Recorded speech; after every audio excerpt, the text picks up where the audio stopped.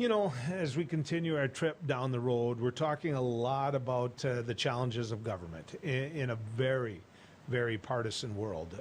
There's been partisanship before, but never at the time of an insurrection, never at the time that there was an attempt to overthrow the government. When those times hit, people came together from all sides of the aisle to say this isn't something that we will allow to happen. We need to support the Constitution of the United States of America. We need to not pretend this was a bunch of tourists.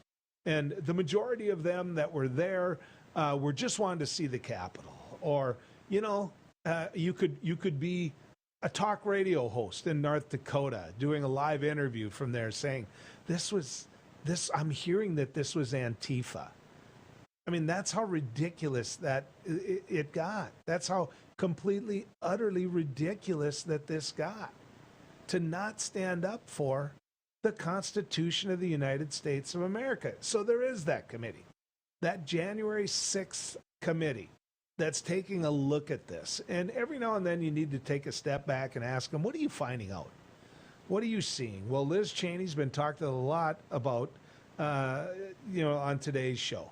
So I want you to, because she gave an interview to George Stephanopoulos with This Week, and I want you to have an opportunity to see and hear what she said.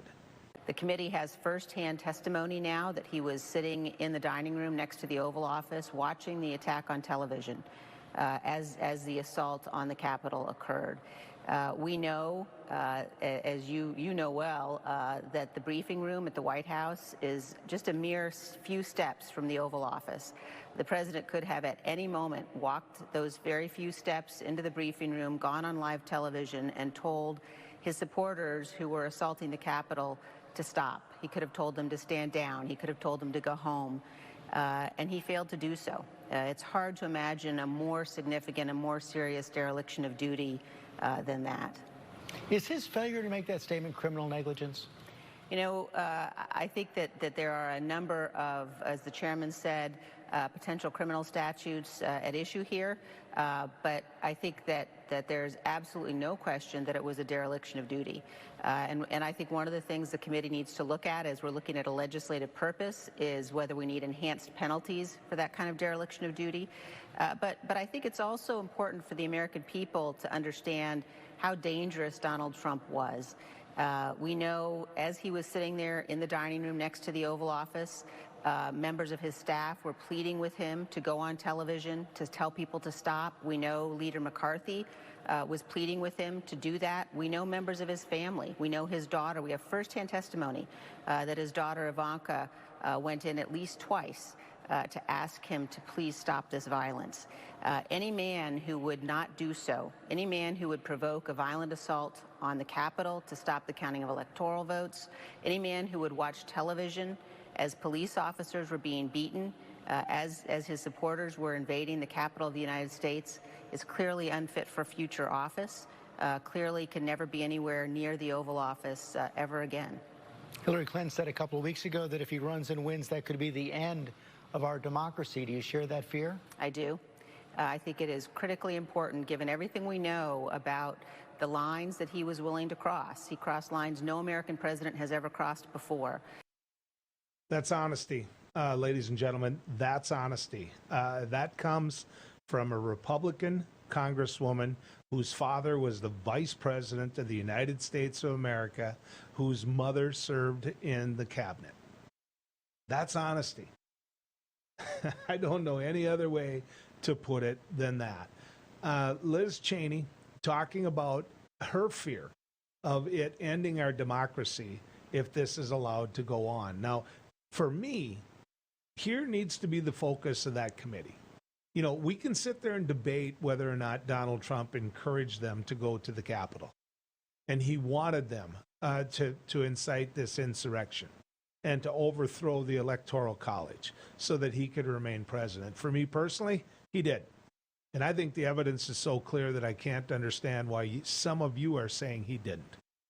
But that being said, what that committee needs to focus on, what they need to do their work on, is what planning went into that. What went into that? Who said, if we do this, if we squeeze the balloon here, if we just squeeze it, it's going to pop out over here. If we do this, our supporters, those loyal supporters that would jump on a hand grenade for us, they will do this. All we have to do is get the money, get them on buses, get them out here, use local media, let them hoot and holler about how the election was stolen. Hey, if you want to get on the bus, this is the time it leaves from the Walmart parking lot. Hey, you know what? Just get on. Let's go. You can find a way to get there, and we're going to stop the steal. We're going to stop the steal.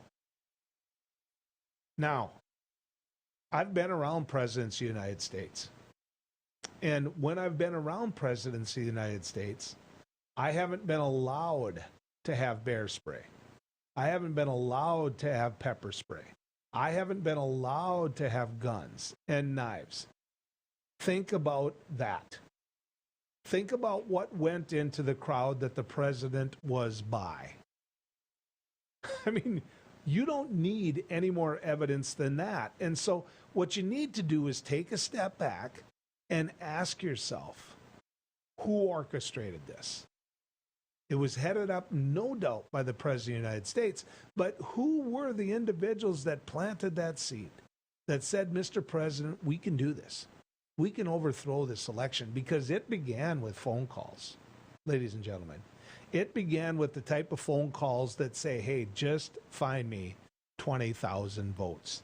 I want to give you a chance to hear about when it comes to the Republican Party, where it's going, what Liz Cheney believes needs to happen. Take a listen to this. I think that the American people, again, and particularly the Republican Party, we as Republicans have a choice to make. I am a conservative Republican. I believe strongly in the policies of low taxes and limited government and a strong national defense. I think the country needs a strong Republican Party going forward. But our party has to choose. We can either be loyal to Donald Trump, or we can be loyal to the Constitution. But we cannot be both. And right now, there are far too many Republicans who are trying to enable the former president, embrace the former president, look the other way, and hope that the former president goes away, trying to obstruct the activities of this committee. But we won't be deterred. Courage, ladies and gentlemen. That's courage. She knows this is going to cost her, certainly in the short term, her political career. I think long term, it's going to help her. I really do. When this whole cult, when this whole group of people take a step back and become less politically active because Donald Trump is no longer involved, which is going to be a while. It's going to be a while. When that happens, it's going to be her day in the sun. Somebody's going to look at Liz Cheney and say, way to go. Way to have the common sense that was involved in the Republican Party, because this nation needs them. I might be a Democrat, but this nation needs a strong Republican Party in order to have that good, solid debate about policy, in order to not let one party have total control and have one party rule, in order to develop and stay true to the message that the Republican Party always had. I may disagree with that message, but I know this: it's good for the country for them to be there. I wonder, as I watch that, what she knows. I do. I wonder what Liz Cheney knows that she's not telling us. When you're putting out word that the president's own daughter walked in to approach the president and say, you've got to stop this. You've got to stop this. And that went unheeded. That went unnoticed. That went, to the whole, he didn't do it. So what did she do? She came back again. Dad, you got to stop this. Look at what's happening while he's watching the whole thing on the TV. And I have absolutely no doubt enjoying it, because the plan was working. Those minions were doing exactly what he wanted them to do, and doing exactly what he was told they were going to do. So you sit there and you watch police officers be bludgeoned with the American flag. Bludgeoned with the American flag. You see people's lives affected forever because of that attack, and you do nothing about it. Nothing. And you're saying, well, what could have he done? Here's what he could have done right here. Watch how many of them are sitting there videotaping this whole thing. You put out an alert that President Trump says, knock it off. We're done. You let loose the National Guard. You do all of those things, and you know what's going to happen? It's going to end before somebody gets shot in the Capitol. If they had gotten a hold of Nancy Pelosi or Mike Pence, they'd be dead. That's the type of people he attracted to that rally. That's the type of people he encouraged. That's the type of people that he told to head over to the Capitol and end this lie. Stop the steal. I think in the end, what you need to ask yourself, you individuals that are so incredibly partisan right now, that's who I'm speaking to.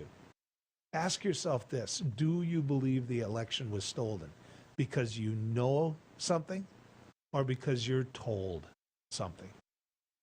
And that's a fair question.